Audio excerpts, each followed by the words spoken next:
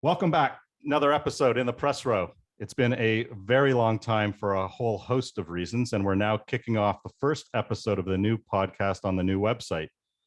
And I am humbled to be welcoming in the two individuals who are joining me for episode one here, because I have followed them literally forever.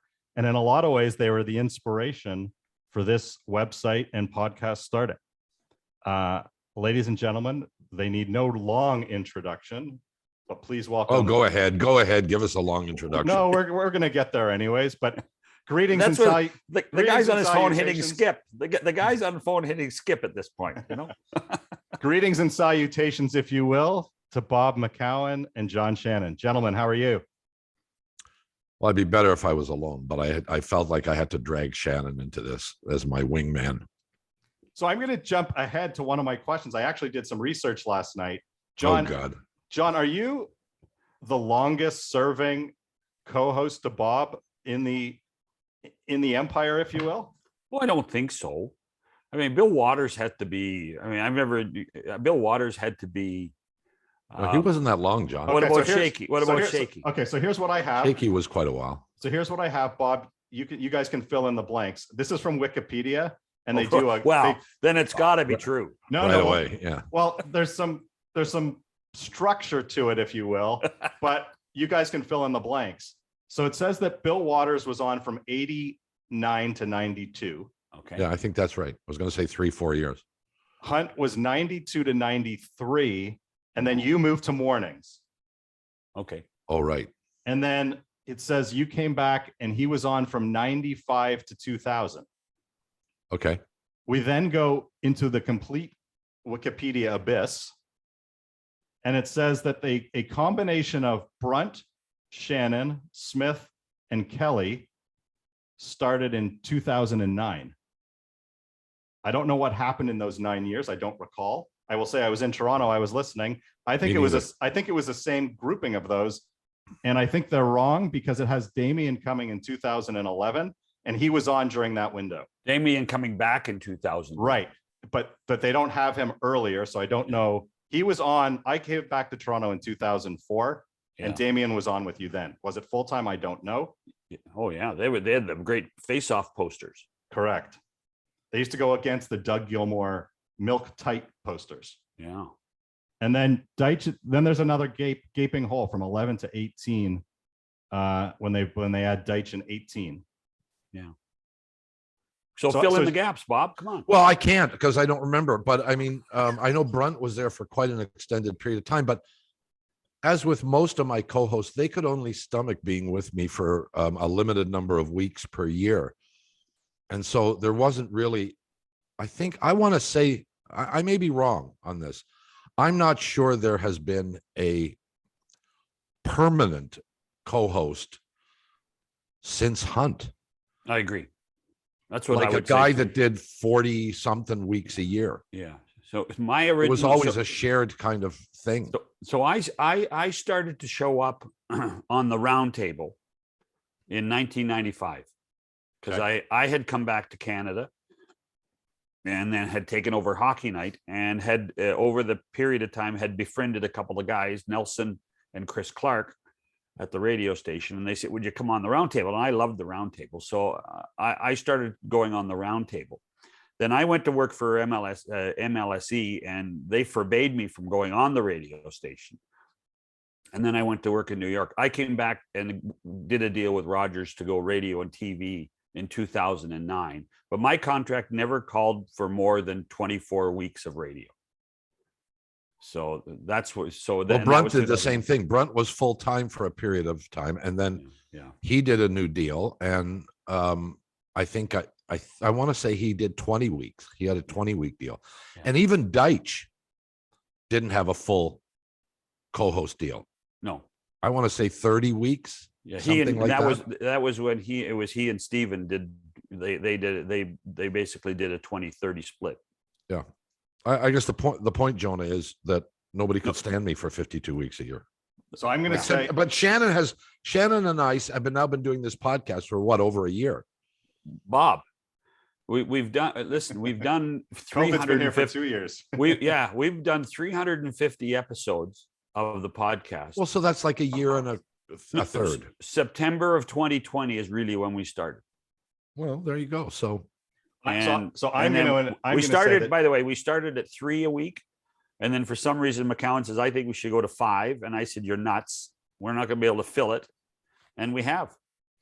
So I'm going to say that, John, you're you're the longest serving, because no one else has been around that long. that's depressing. So, Bob, here's my question, though. I mean this honestly, just for a second. What made a good host for you? Well, look at you. You work with people that invariably have different skill sets. Yeah.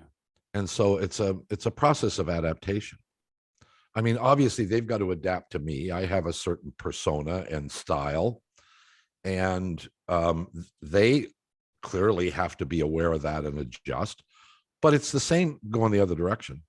And each person you work with, you try and deal with their strengths and mitigate their weaknesses if you perceive them to have those. So, I mean, that's really the process. Somebody different sitting there every day. It's no different than, we used to do when we were doing the radio/TV show, we would have about 6 guests a day. We don't do that now on the podcast. We do one guest or group of guests, and we do the whole show with them. But when you've got 6 different guests on with 6 different topics, you're constantly adjusting and adapting to what those guests bring. And for us, and I think John recognizes this as well or better than anybody else, it is completely and utterly unprepared. There are no notes. There is no knowledge of where the conversation is going to go. Do not don't say these things. Look, our careers are almost over, Shannon. One day we're going to die, and we don't want to leave all these things out there for people to speculate on. We want to be clear about how this show works. We have no fucking idea what's happening next is the correct answer. And that is not a lie. This is so as I said, we've done more than 300 shows, Jonah. And 2 minutes before airtime in 300 shows, McCown says to me, what are we going to talk about? And then if it's something that I inanely say, he says, well, you're going to have to carry this one. And then, I know full well at that point, Bob will have 6 questions ready to go. I'll ask one, and I will have said, well, I thought I was supposed to carry this. And then Bob asked 12 more questions. So it really is, hey, in so many ways, it's being able to hit the curveball every day, which I think is fun to do. And just as importantly, I think that creates an air of entertainment and fun for the listener too. Well, I think the other thing too, just quickly to interject, and I know John will agree with this. It is absolutely astounding how many times he and I will chat for a few minutes before the guest comes on, like he said, and we'll sort of have figured out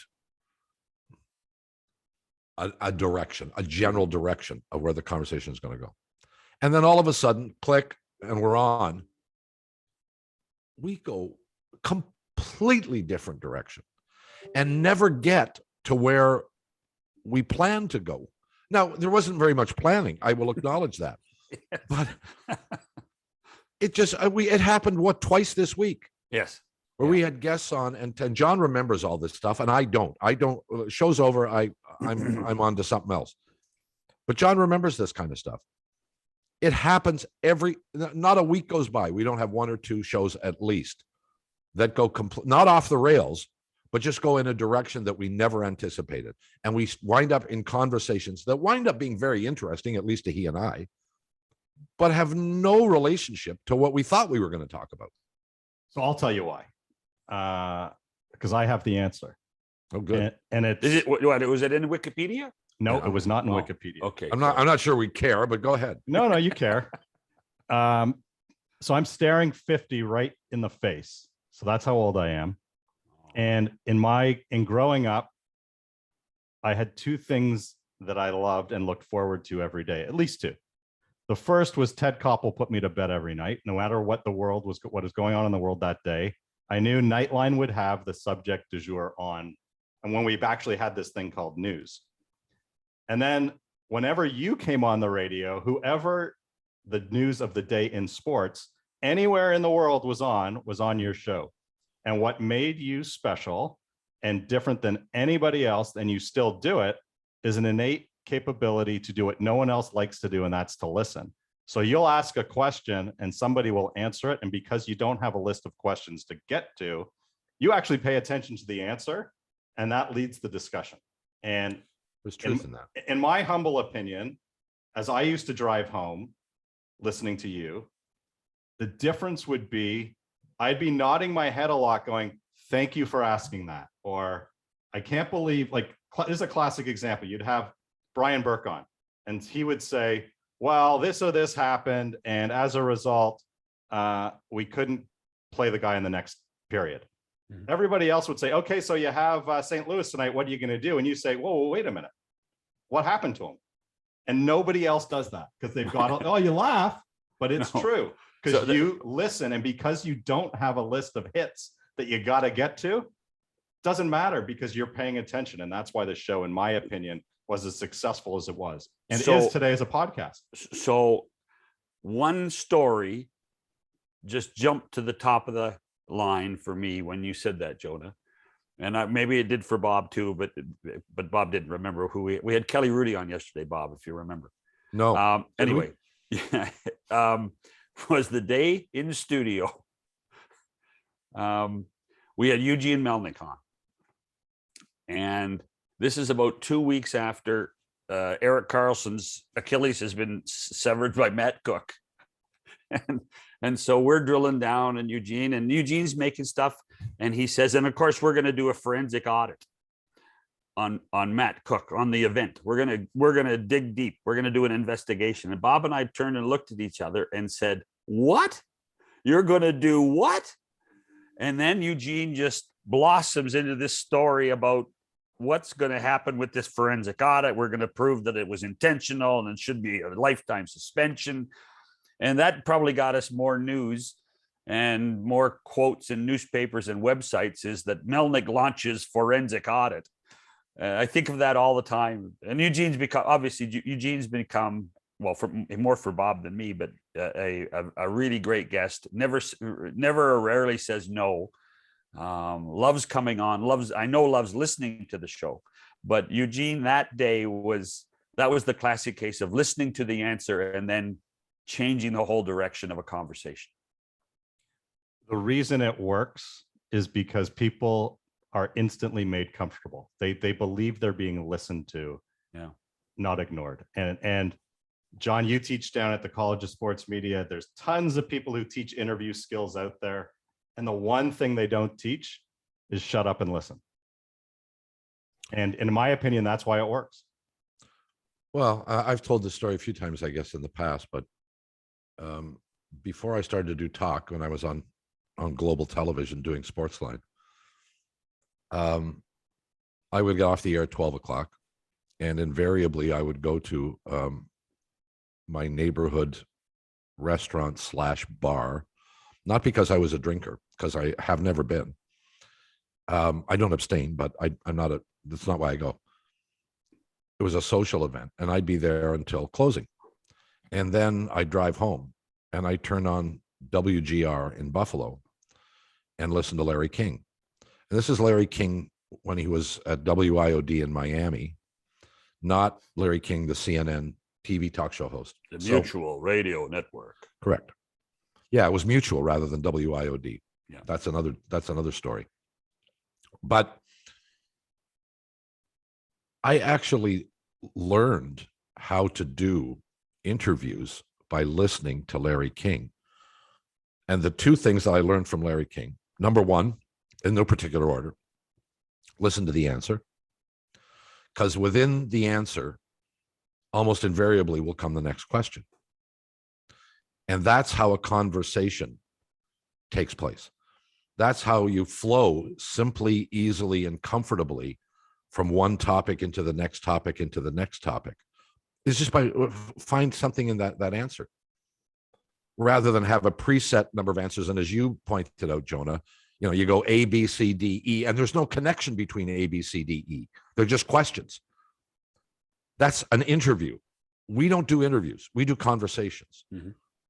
And the second thing I learned from Larry King is, and I hope my friend Shannon is instructing his students to do this, ask the question in the fewest number of words possible. Well, it is unbelievably difficult. And I've been doing this for almost 50 years, and I have nowhere near perfected it. Right. But it is so important. Well, so the answer to that, Bob, is yes, I do instruct them, and I do it by a simple little slogan. Tell me the time, don't build me the watch. Keep it simple. And it is stunning how many people But everybody who asks a question wants to preface the question to prove to their guest that they actually know more than the question that they're going to ask. Yeah. That's what's occurred in our industry across the board, because people thought they had to fill time. And so it becomes, I'm going to tell you what's wrong with your defense, and your blue line sucks, and why isn't your left shot defenseman more using the puck more down the wall, and what's wrong with your defense? Yeah, you're 100% right. Yeah. The five best questions in interviewing are who, what, where, when, why. Yeah, they're all one-word questions. And the other thing from that perspective, and this is actually, well, for two things. First of all, every once in a while, Bob, after a show, will say, John, listen, you didn't ask enough questions. And I said, what do you mean by that? He says, you make statements. I said, yeah, I do. I make statements because I think that's conversation. But I don't ask enough questions at times. I think I've learned to ask questions. And when I say that, I think I've learned in the last 2 years to ask better questions. So that's really important in all of this. What I'd also say, though, is that the simplicity of being able to say, hold on now, I don't understand what you're telling me. There's nothing wrong with admitting you don't know. Correct. Because that's conversational too. Like if Bob says something and I'm saying, hold on. What do you mean by that? There's lots of radio people or lots of TV people that say, well, I can't admit that I haven't done my research. Well, I've done my research. I know these people. I know what's going on, but I don't understand. And if you can actually have the courage or the strength to say, explain it to me, I think that makes for better conversation. I used to get into a fight with a former host at the Fan about this and say that the reason primetime was so successful was the array of stars. And I think that alludes to what you got to, and that is, it was your show, there's no question, but ultimately you got incredibly good, timely guests on all the time. So if you wanted to be caught up, that's what you would listen to. So while people thought that you had this monstrous ego, ultimately the show was made because you brought the best out of the best guests. Yeah, but those two things go hand in hand, though. Correct. There's a build. It's a build. Look, you establish over a period of time some sort of name and reputation, and the guest has to have some level of confidence that if he goes on, he's not going to be shredded. And even if it gets confrontational, it's with a twinkle in your eye. And so you build that portfolio of people, and then people talk to other people. I am still astounded. The producer of the podcast, are we going to reveal the producer's name, John? Yeah, sure. Okay, it's John. So John produces the show, as he has done through his entire career. And he calls the guests. It is astounding to me the number of people that we get on the show for the first time who will say, usually off the air, I've been watching you, I've been listening to you for years. And you go, what? Really? Yeah. Well, in fact, just to extend that, we got Bob to a new point where he actually will talk to athletes a little bit, not a lot, but a little bit. Preferably But- older well, or former athletes, That's right. preferably. But we've been able to put on the air 4 or 5 NHL players in their 30s, most of them from Southern Ontario, and they can't wait to come on. They're excited to be on. And that's where, I mean, we had Steven Stamkos. Steven Stamkos was not giddy, but he was respectful. It was, hey, Bob, it's great to see you again. Same thing with Nick Foligno, same thing with Jason Spezza, all these guys. And we have 2 or 3 guys lined up in the next month or so, the same way that I really want to do it. I can't do it today, but I want to do the show. And it's all because of, you know, what you've talked about, the aura that Bob has created. And Bob has created an aura, which is fantastic. The other thing is that and this is where I think it's a strength of mine, but I think it's a huge strength of Bob's, is Bob knows what good radio is or good discussion is. And if at about 4 or 5 minutes into an interview and Bob's bored, we're going somewhere. We're changing the topic. Because Bob thinks as a listener first. And I think that's important. So I'll take the cue. You had some awesome guests over the years. I've listed off a couple at the top of my head. Peter King, Dan Schulman, Bob Elliott, Bob Ryan. There's a lot of B's here. Burt Randolph Sugar. Oddly enough, one of my favorites was your program director, Nelson Millman. Who is your favorite? When you saw their name on the list, who did you get energized and excited to talk about? Oh, I've had that question many times, and as I said previously, I don't You dwell. can't remember. I can't. I don't dwell in the past at all. I just turn it off. And I'm not trying to be frivolous in any way. It's just the way I am. But as you were asking the question, I had a sense of where you were going. And I will tell you honestly, the first name that popped into my mind, I'm not saying it's the right answer. Can I guess? Sure. Burt Sugar. Jim Brown. Oh, yeah, okay. And partly, I mean, I think he was the greatest football player that has ever lived. I'm from Columbus, Ohio. I grew up as a Cleveland Browns fan. When I was a kid in Toronto, the only games you could get principally were the Browns. So I got to watch the Cleveland Browns in the late 50s and early 60s when I was a kid. And Jim Brown was it. And Jim Brown came in studio when I was actually doing the morning show, not primetime. And I got an hour in studio with Jim Brown. And then at the end of the interview, the end of the hour, we had a casual chat on the way out the door. And I said, well, what do you got planned for the rest of the day? This is like 10 o'clock in the morning. And he said, well, nothing. I'm not leaving till tomorrow. And I said, well, I knew that he played golf. So I'm a golfer, member at a club. I said, well, if you're not doing anything, you want to play golf? I'm going to play golf. He said, yeah, sure. Got him rental stuff, drove him up there, and then spent 4 or 5 hours in a cart with Jim Brown, just the two of us. Well, I'm like a kid in a candy store, you know?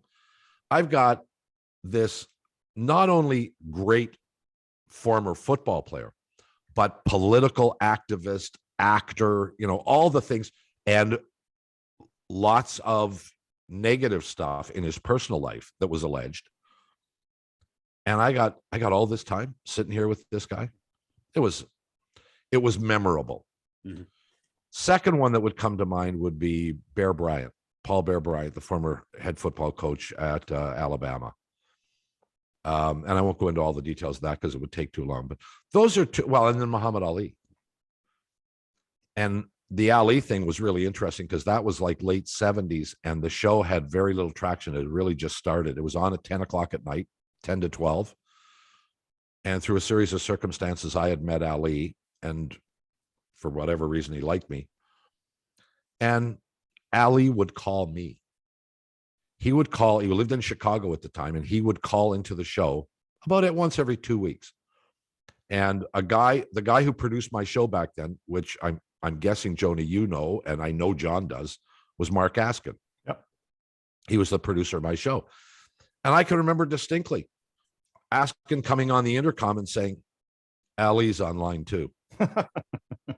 I mean, can you imagine like how cool that is? Mm. And so we go on and sometimes it was 1 minute, sometimes it was an hour. You never knew with Ali. What did he want to talk about? What did he want to say? So those are the three that kind of pop out at me. So the station moved from Holly down to Rogers Place. You were the constant, no matter what lineups got changed. And under Nelson, there wasn't a whole lot of change. But it came later, and two characters entered from the outside, Andrew Crystal and Dean Blundell. Mm-hmm. Neither of them lasted long. Nope. In your expert opinion, why not? I like both guys. I say this with great affection. Andrew's one of the weirdest people I've ever met. He is out there. But we talk. We still, to this day, we talk. And Blundell, I haven't talked to Blundell for probably, I don't know, 9 months, a year. But I still chat with him every once in a while. I don't have the answer to that. There are people out there who will think that somehow I undermined them, that I had some level of control. And I think John will tell you, I couldn't have been less interested in what other people were doing. I mean, sometimes I got frustrated by it, but I didn't care. You know, I helped people like Crystal get on the station because I thought he had talent, and he did. And he does have talent. He does have talent. Huge talent. Yes. I guess, and I love him, but he has some issues, and that those reared their heads. And Blundell, I don't know what happened in the morning with Blundell. Talented guy, but it just didn't work out. And I've seen more of Blundell since he left than I did when he was there. Because you have to understand, we're working at opposite ends of the day. And even though we work out of the same studio, we never ran into each other. Never. So the answer is, I don't know. But I can tell you honestly, nobody sought my opinion, and neither did I give it on anybody else. So two guys who are no longer in the building anymore struck a deal to land Rogers the exclusive contract for the National Hockey League. Knowing thing one and thing two. Correct. Knowing where we are today, did that effectively kill Rogers Media? I think it's a better question for John. I'm asking both of you. Yeah. I don't think it did. And actually, Jonah, when you think about the process that occurred between the bidding rights between Bell and Rogers and the National Hockey League, all the guys that were involved on the Bell side that lost the rights, they're gone. All the guys at Rogers that bought the rights are gone. They're gone. There's only two men standing, and that's Gary and Bill. The guys that got the money are the only ones left. So I don't think, I mean, Rogers Media, the challenge of the hockey contract coincided with where the business of broadcasting was going in our country. And and the evolution of this, the evolution of the web, the evolution of over the top programming, it was a confluence of so much. And it's easy to look at the hockey deal and say, well, they spent too much, and it didn't work, or it did work. So I don't think it was if Rogers Media, I don't think it was a cause that made Rogers Media disappear or hurt them completely. The business is different now. Even in the 7 years, the business is so much different now on how people watch, what they watch, how they watch. I mean, a year from now, we could be saying that the hockey deal is the greatest thing since sliced bread because of sports gambling. It might become the greatest thing if people know how to use it. So the deal that Rogers did, I think, was a good deal. Did they execute a plan that worked? Is, I think, a better question. And Bob doesn't agree with me, so. No, I don't. I totally disagree. It was a horrible deal. And it was a deal, and look at, these are two guys that were, he's been living in England for 6 or 7 years. So Keith Pelly, I don't know whether I still call him one of my closest friends, because we don't talk very often anymore, but we used to. And have been involved in each other's personal life, to the point where I would call him if I had an issue with business, contract, whatever. When he was negotiating whether to stay with the Toronto Argonauts or not as their president, I went to dinner with him and the co-owners of the Argonauts. So we were each other's consigliere, for lack of a better term. And then Scott Moore and I had this love-hate relationship that I think still can exist today. You know, one minute we love each other, the next minute we hate each other. But everybody's moved to the same part of town, so it's okay. Exactly. So the deal was horrible, but the deal was based on a flawed premise. And again, I know this because of my relationship with Pelly. And the premise was, if we can get $1 million or 1 million viewers for a Maple Leaf game, we can get 7 million viewers if we have the rights, if we show all of the Canadian teams' games. And we can get 250,000 or 500,000 viewers for all those other games. That there is an insatiable appetite for hockey in Canada. And my friend Shannon has spent his entire life respectfully around hockey and loves the game and defends it constantly. And I'm the anti-hockey guy. I respect it, but I constantly point out its limitations. And that's where Keith failed, is that you can only get 1 million viewers for an NHL game on Saturday night for one team. And then you're going to get slightly less for the Montreal games, and you're going to get significantly less for Vancouver, Calgary, Edmonton, and Winnipeg. And there is a limit to how much hockey anybody will watch.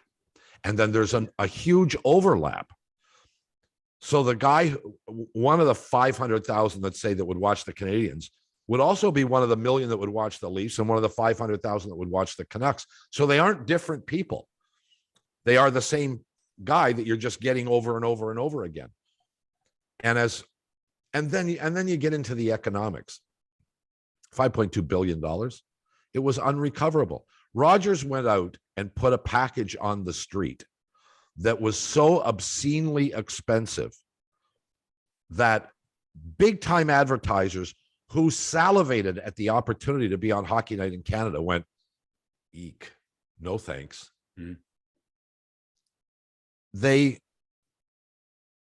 I don't know whether they got arrogant, I know they overestimated what the value was. Well, they thought, Keith, coming off the Olympic run, I truly believe thought they could charge Olympic numbers on a weekly basis. And you can only charge Olympic numbers for 17 days, not for 17 months. And once every weeks. 4 years. That's right. Yeah. So that there is some truth to that. There's one positive about the deal, Jonah, that doesn't get reported enough. It's in Canadian funds. It's not in US funds. Well, hell, if I'm spending $5.2 billion, I mean. Now they over $5.2 billion, 20 cents on the dollar. That's a lot. Yeah. That's a lot. That's a lot. I acknowledge that. But even at that, they've never made money. And the company, quite frankly, and justifiably, has lied about it. But they conservatively lose $400 million a year.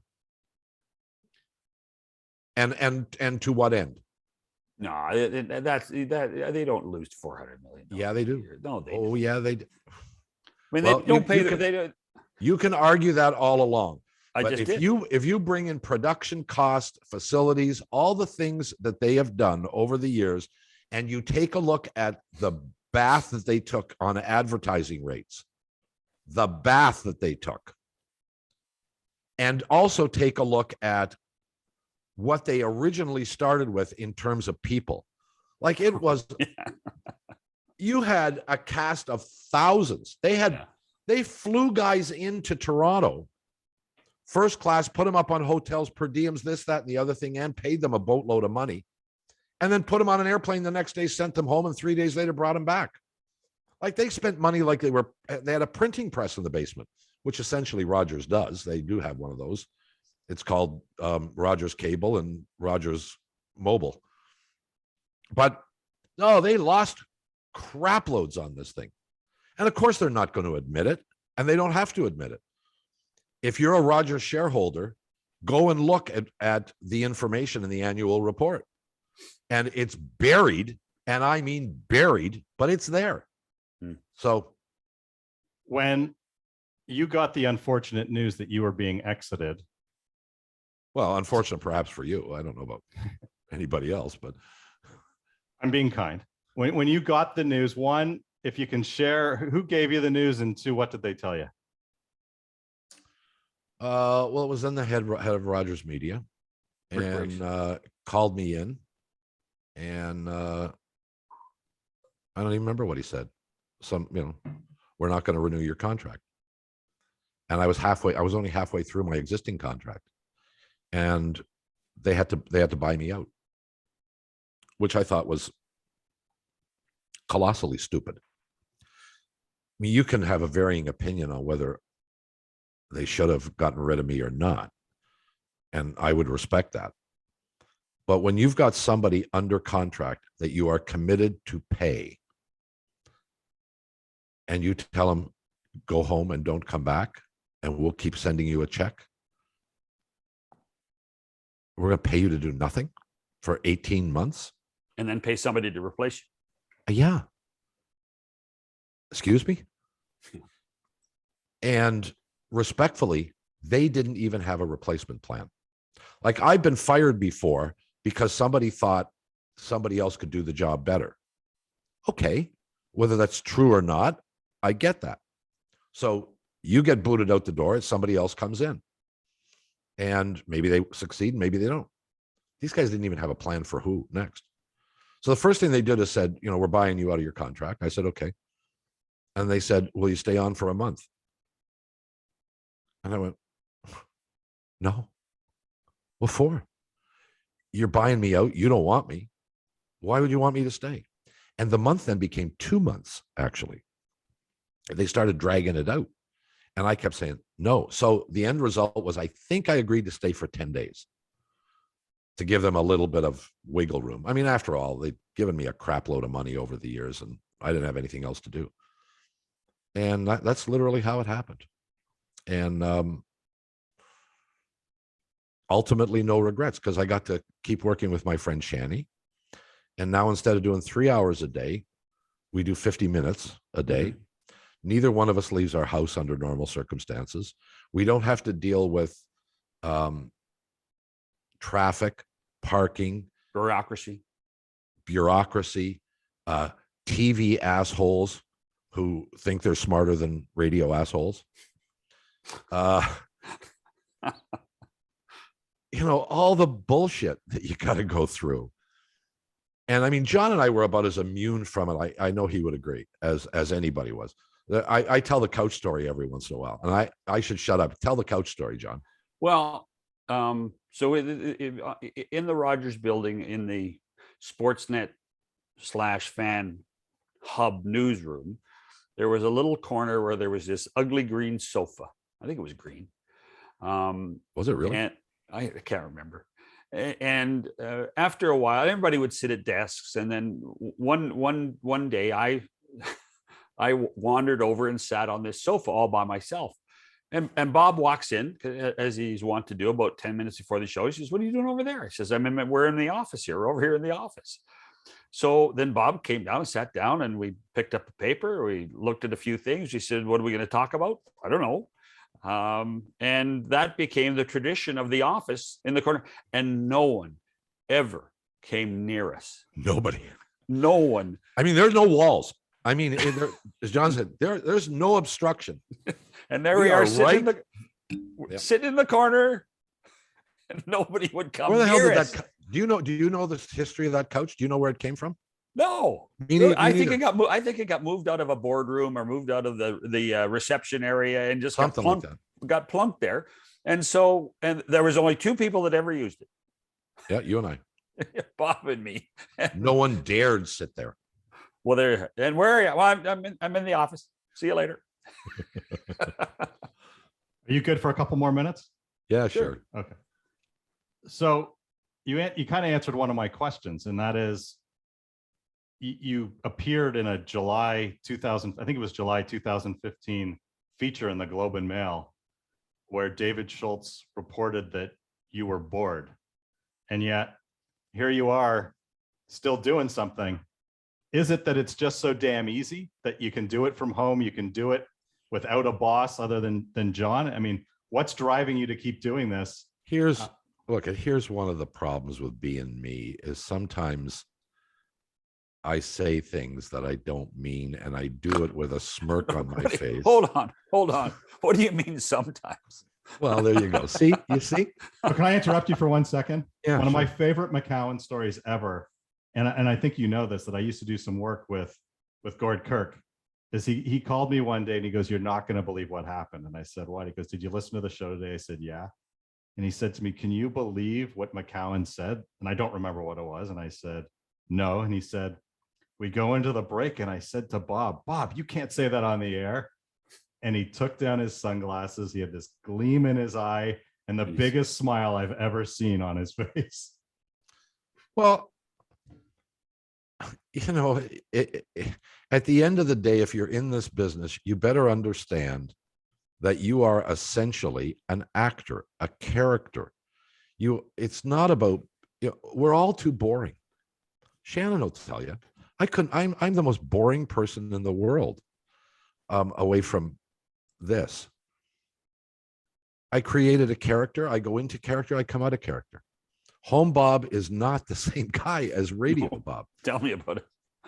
So, you create shit, and sometimes you say stuff, and I wear sunglasses all the time, so you can't maybe see the twinkle in my eye sometimes. But you got to be careful. And hopefully you deal with people often enough and in a close enough relationship, at least business relationship, that they know that you're not really serious or you're not really mad. You're acting, you're pretending to be mad. Some people don't think that though. No, and they get hurt. Yeah. And they get hurt. Like Doug McLean's a good example. The famous Arizona Doug McLean Tampa controversy. Well, you got mad at me because of it? You forgot? Well, I mean, he should know better. You were toying with him. You were toying with him. You were jabbing him, and he got mad. Oh, that's happened a lot. I know. If If you Google Bob McCown, the autofill on Google is fights Doug McLean. Sure. That was one of the most famous ones. I love McLean. We all do. Well, I've never been. I mean, I've been mad at a few people, but mostly it's an act. So you enjoy what you're doing, though. That's you like, and the fact that you don't have to deal with dummy one, dummy two, or thing one, thing two. You don't have to go into an office. You're energized by this. You're having fun doing it. Well, yeah. I mean, it's not nuclear science. It's not, it's not year 3 of law school with an exam coming up. There's no pressure in doing this. Year 3 is the easiest year of law school, by the way. Okay, well, I've done so many. I mean, how many thousands of shows have I done? There gets to be a point where you don't have angst, you don't have nerves. I get up, I throw a brush through my hair most of the time, walk downstairs, which is where I am now, and sit and look at a computer screen, and I have to look at Shannon's face every day. Bob, That's the Bob biggest actually, trial. Bob fibs a little bit because Bob actually does a little more research than he admits because he doesn't want anybody to think that he No, I actually don't. checked the standings. He did check the standings. Jonah, No, I don't. See, Trust that's what he doesn't want people to do. So That. can I ask you one question then? Sorry. No, you've asked me lots of questions, but go But ahead. as it relates to this, are you a sports fan at heart? No. Could I answer that quicker? No. So you don't. I you don't- watch. Oh, I watch sports, and I don't watch. But did you enjoy? You enjoy the Blue Jays? There are things that I like. Yes.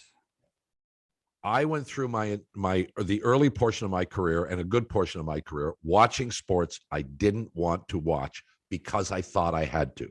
Right. And then I got to the point where I, as you stated earlier, you recognize there's nothing wrong with saying, I don't know. Yeah.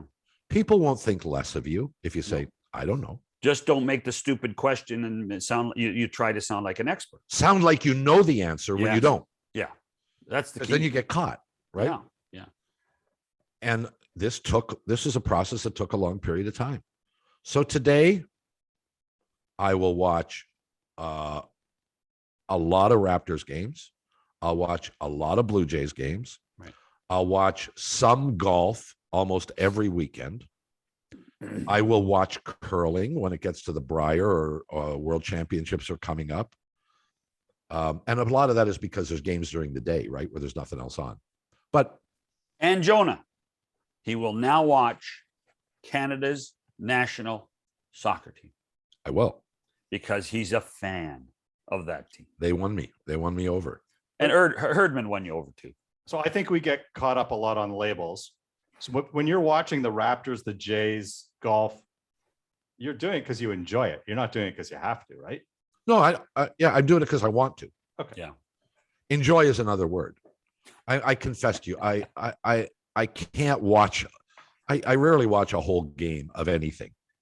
You know, I'll sit there for 10 minutes and then I'll get up and go make a sandwich, go make a phone call, you know, have a cigarette, do something else, and then I'll go back to it. I don't know whether that's after 50 years of doing this or whether that's just my nature. Yeah. Well, so I'll say But this. but the one sport, I know John will love me for this because he knows what the answer is. The one sport I'll watch least of all, John, Hockey. hockey. So I will tell you this as a loyal, long-time listener. First time caller. Yes. Traffic is hell on the 401 right now. And Alan, No, it's not. and Actually, Al- no, it's not. No, it's Alan, not. the It's good. taxi driver, is driving. me. The pandemic has helped us. The traffic is good. It is apparent to the listener where you are engaged in the topic. When the Raptors went on their run, primetime was the best it had been. Yeah, Yeah, but you're a basketball fan too, though, Jonah. You're a No, I'm basketball not. fan. No, too. no, I'm a Oh, you're Raptor not. fan. I'm not a Oh, basketball. okay, so Yeah. you were a Raptor fan. You were engaged because you wanted to be engaged too. I was engaged because Bob would ask the questions that I wanted to be answered. Well, that's flattering. Thank you. Well, you could, but you were asking them because the appearance was anyways that you were interested because that's where you went.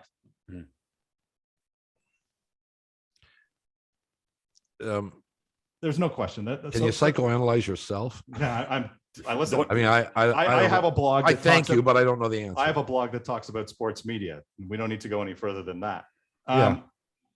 By the way, Bob, you know that the picture at the top of the masthead of Jonah's website is still you and me. You know that, huh? Really? But you know why? Why? Because you're reading his website on the computer at the same time. Am I right, Jonah? Yes. This is technology. I have no understanding. I don't know. You might as well be speaking to me in Mandarin. So I'm going to tell you I'll tell you the story. The story is I moved back to Toronto. This will be quick. I moved back to Toronto. Why? Do we have to go to break and we No. got to go to the news department or what? You know? No, I moved back to Toronto and I start this website. And the one thing that I thought would be really helpful to an audience was to let them know who was going to be on primetime and who was going to be on with Waters. And I used to publish that. And every once in a while, someone would call your show and say, what do you think of the website torontosportsmedia.com? And you would say, never heard of them. And the next thing I know, a picture shows up with you having my website up on your screen. And for all I know, the only reason you had it on the screen is it had your lineup on it. No, it wouldn't have been, because we used our lineup actually was on paper, and it was like this thick. It was like a book. So I don't know why it was up there. I don't know.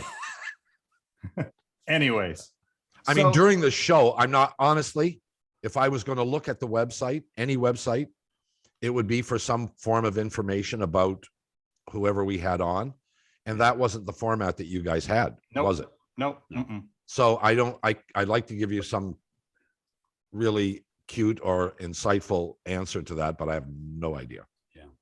But you caught it, and it's still there, and that it's a beauty. It's at 3:30. God bless you. It's on the 5th floor studio, so it's a long time ago.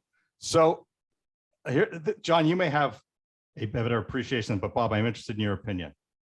In my opinion, there's no dumber entity in Canada right now than Numeris. The world has dramatically changed. I don't care whether we call it radio, podcasting, or streaming, but they continue to produce a product that is completely useless. People are still listening. They're just listening how they want, where they want, on what they want. That's right. And yet the report, one of my favorite McCown lines ever, there are more, I could sit on the top of my roof with a megaphone and more people would listen to me than are listening to the competition. If you look at the ratings now, that would be the case for all the stations. Why are they not catching up to what is the modern technology? Yeah, but you're asking a question. I mean, I could ask you the same question. The truth of the matter is, I don't care anymore, because we operate under John and I operate under a completely different system. John and I talk about more me than John, but I know he's interested. Not every morning, but every other morning, I'll ask Hugh, our producer. What are the numbers? What are the numbers? Right. By the way, you know what the number was today, Bob? Was it over 700? 724,000. 724,000 downloads this month. It's an anomaly, and it's staggering, but we're running with it, baby. Yeah, it's an anomaly, but it's like, holy shit. Like, that's a massive number in the podcast world. I have never really been a ratings guy, Jonah, because I've always believed if you're creating quality content, people will show up and you'll be able to do it. The problem is not Numeris. Numeris is a symptom of the problem, and the problem is the traditional way ad agencies buy for their clients.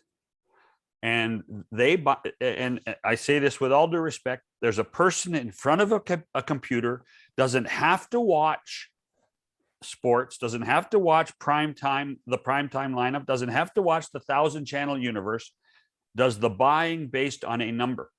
And it's just a computer and a budget. That's all they do. It has nothing to do with the quality of the programming. And so the only way right now in our business, in our country, you can measure that is with what Numeris, i.e. Nielsen. That's what it used to be when we were kids, AC Nielsen. That's the way they do it. And nobody has had the balls. Nobody has had the conviction. And the agencies don't have a reason to change, because they may not make as much money in all of this. And that's why it hasn't changed. Nobody wants it to change inside that industry. That's not true. Our industry, their industry.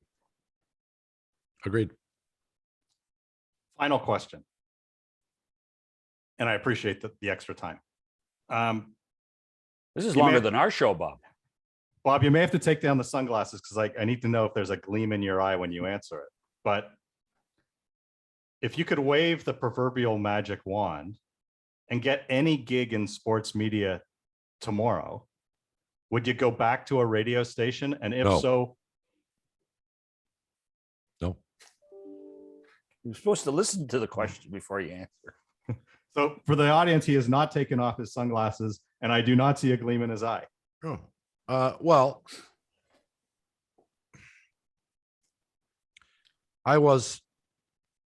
I'm quite confident, the highest paid media person in this country through a series of good fortune and the ability to negotiate my ass off. To have given up that level of income was not easy. So to be completely honest, I have no desire to go back. I have no expectation of going back. I do not get phone calls on a regular basis, or really even ever, saying, hey, would you like to come back?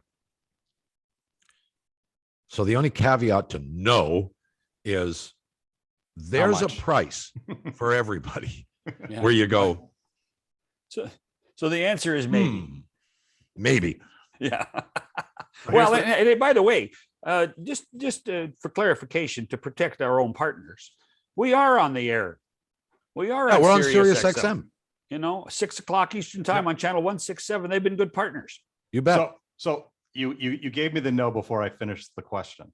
All right. But then it ended up as it ended up being a maybe. So let's assume that the money was interesting enough to get you to leave the house.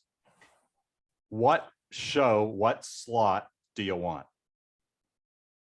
Well, I don't have the answer to that question, because I honestly, I haven't spent 1 second of time thinking about that. I think we are all creatures of habit. I think the best time slot for a sports talk show is afternoon drive. I did mornings for a while. I think I know I was more successful than everybody seems to remember, but that's my time slot. I was where you want to be. And by the way, Bob, Bob's, and I'm going to say this as a listener, because when I moved back to Toronto from Minnesota, I was in the commute, working at one of the networks, and Bob's best hour of radio in the morning was his last hour. 9 to 10. Was the 9 to 10 hour, where he didn't talk to sports people most of the time. It ended up being lifestyle. It was Debbie Van Keekebelt. It was Saul. It was special guests. Jim Brown. It was musicians. Right. Gordon Lightfoot in studio. That kind of stuff. Because morning radio is more conducive for things like that. That to me, that made a bigger impact on me as a McCown guy, because I was one of those guys when I came back to town. And what was it? Talking of sports, speaking of sports. What was the show? Well, not when the breakfast. No. When your first one was Talking of Sports. Okay, so and I would listen to it and I say, well, this guy doesn't know anything about hockey, so I'm not listening anymore, and I turn it off. But the mornings, when the morning show was on, in the initial stages of Bob being the morning guy, that 9 to 10 hour was the one I looked forward to every day in my drive downtown. So Bob's being a little humble about how to do it, but that to me was as impressive as a job of being a broadcaster and an entertainer that Bob ever did, morning, noon, or night. Well, I will say that. Thank you, John. I'm pretty sure you were the first radio show to bring your advertisers into the show, like Saul Corman. That's because he fed us. So, but you did it, and it was good. He sucked up real good. Oh, yeah. But it was good radio. It was good theater. You were the same, bringing in your program director. Stern used to go after pig vomit. You went after him in a different way, and it was good theater. I will tell you that in my humble opinion, your format of roundtable is what led to the success of the current radio ratings leader, Overdrive. They have replicated that. And I think that your format in general has led to the overall success of Overdrive, simply because they had to do something to not try to replicate Bob. And I think the folks who tried to be you, who tried to duplicate or replicate primetime sports, failed, because there's only one who did it your way. And as a listener over the years, be it on, and I was an idiot. I lived in Detroit. I used to crank on AM 800 and listen through static to hear you and Hunt No offense, John, but I really loved Hunt as a radio. Oh, I love I thought Shaky. he I love was- Shaky too. I don't know what he was like as a person, but him He coming was a on miserable son of a bitch. but man, he came on with such a great personality. Hello, Robert. Like that was just, it was fantastic. Jonah, I'm with you. I'm was with fantastic. And Yeah. I hate looking back to the glory days, but I always loved your show. I think you create incredible content, whether you mean it or you don't. And I hope you keep doing it somewhere for years and years to come. you. Well, we are doing it somewhere. We are, and we hope other people find us, along with the 724,000 a month, right, John? Big So number. John, where do we're if buying they the billboard. We're buying a billboard. We're If going to buy a they- billboard on the Gardner. 724,000 this month. Projects to over 8 million downloads a year. if they haven't found Sign you up yet, now. if they haven't found you yet, where can they find you? I don't know. No, you're asking us.